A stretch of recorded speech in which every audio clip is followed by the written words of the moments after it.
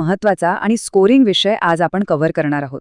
ही सगळी कायद्याची भाषा आपण अगदी साध्या, सोप्या आणि गप्पा मारल्यासारखी लक्षात ठेवणार आहोत. चला तर मग आजच्या या धमाकेदार सत्राला सुरुवात करूया. तुम्हाला आठवत असेल, कालच्या सत्रामध्ये आपण 4 कामगार संहिता आणि वेज कोड 2019 यांची थोडक्यात माहिती घेतली होती, राईट? तो आपला फक्त बेस होता. पण आज आपण थेट डीप ड्राईव्ह करणार आहोत त्यातील सर्वात महत्त्वाच्या कायद्यात, म्हणजेच the payment of wedges act 1936. आजचं हे पूर्ण एक्सप्लेनर फक्त आणि फक्त याच कायद्याच्या सखोल विश्लेषणावर फोकस करेल. तर आजच्या या विश्लेषणाचा अजेंडा एकदम क्लिअर आहे. आपण 4 मुख्य पिलर्स पाहणार आहोत: कायद्याची व्याप्ती आणि वेतनाची मर्यादा, पगार देण्याची वेळ, दंड किंवा फाईन्सचे नियम आणि शेवटी पगारातील कपातीची मर्यादा. हे 4 पिलर्स तुम्ही समजून घेतलेत की गेम ओव्हर. या कायद्यावरचा कोणताही प्रश्न तुम्ही चुटकीसरशी सोडवाल.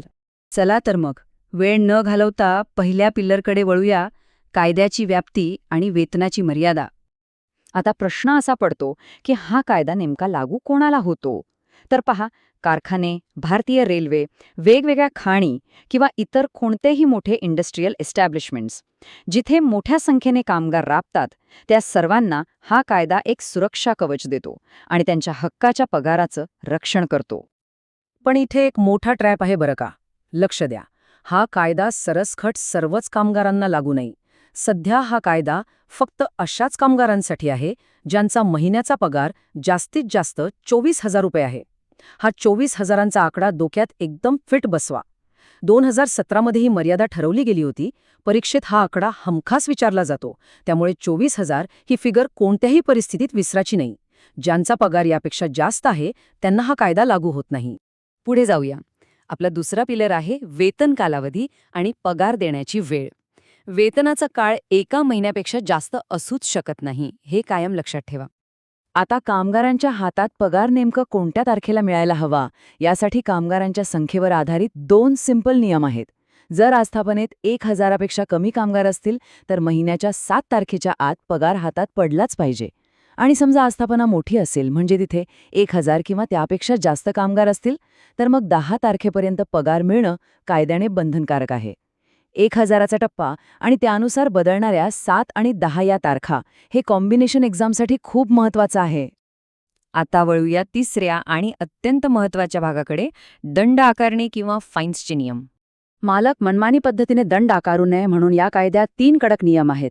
पहिला नियम, कोणत्याही कामगाराला त्याच्या महिन्याच्या एकूण पगाराच्या 3% जास्त फाईन लावता येत नाही. किती? फक्त 3%. दुसरं आणि अत्यंत संवेदनशील म्हणजे जर कामगार 15 वर्षांखालील असेल तर त्याला फाईन लावण्याचा प्रश्नच येत नाही. हे पूर्णपणे बेकायदेशीर आहे. आणि तिसरं, फाईनचे हफ्ते करता येत नाहीत बरं का.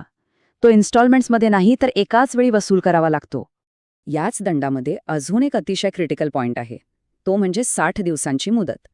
नियम असा आहे की ज्या दिवशी दंड लावलाय तिथून बरोबर 60 दिवसांच्या आत तो वसूल करणं मालकाला भाग असतं. जर मालकाने या 60 दिवसांत दंड वसूल केला नाही तर तो दंड आपोआप अवैध ठरतो. त्यानंतर तो वसूल करता येत नाही. ही 60 दिवसांची अट म्हणजे परीक्षेतील एकदम हॉट टॉपिक आहे. त्यामुळे ही डेडलाईन पक्की लक्षात ठेवा. चला, आता आपण आपल्या चौथ्या आणि शेवटच्या पिलरकडे वळूया, पगारातील कायदेशीर कपातीची मर्यादा, म्हणजेच परमिसिबल वेज डिडक्शन्स.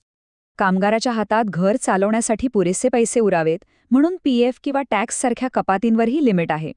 नॉर्मल कंडिशनमध्ये एकूण पगाराच्या 50%पेक्षा जास्त कपात करता येत नाही, म्हणजे किमान 50% रक्कम कामगाराला मिळालीच पाहिजे. पण यात एक छोटासा अपवाद आहे. जर ही कपात एखाद्या कोऑपरेटिव्ह सोसायटीसाठी म्हणजे सहकारी संस्थेसाठी असेल ना, तर हे लिमिट 75% जाऊ शकतं. हे 2% आकडे, स्टँडर्ड 50% आणि कोऑपरेटिव्ह सोसायटीसाठी 75%, हे आकडे एक्झाममध्ये नक्कीच विचारले जाऊ शकतात. सो आपण जे आत्तापर्यंत पाहिलंय त्याची लगेच एक छोटीशी उजळणी करूया. बघूया तुमच्या किती लक्षात राहिल्या. तुमच्या समोर आता एक सराव प्रश्न आहे. The payment of wedges act 1936 नुसार आकारलेला दंड किती दिवसांच्या आत वसूल करणे बंधनकारक आहे? ऑप्शन्स आहेत 30 दिवस, 45 दिवस, 60 दिवस की 90 दिवस. आत्ताच आपण यावर सविस्तर चर्चा केली होती. थोडा विचार करा आणि तुमचं उत्तर मनातल्या मनात फिक्स करा. अगदी बरोबर ओळखलत. याचं अचूक उत्तर आहे पर्याय क्रमांक 3, म्हणजेच 60 दिवस. ज्यांनी हे उत्तर मनातल्या मनात बरोबर दिलंय ना, त्यांची तयारी एकदम ट्रॅकवर आहे.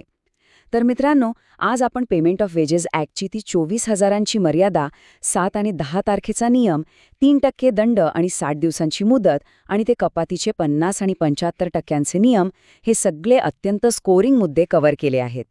उद्याच्या आपल्या विश्लेषण सत्रामध्ये आपण याच वेज कोडमधला पुढचा महत्त्वाचा कायदा पाहणार आहोत, द मिनिमम वेजेस ॲक्ट 1948.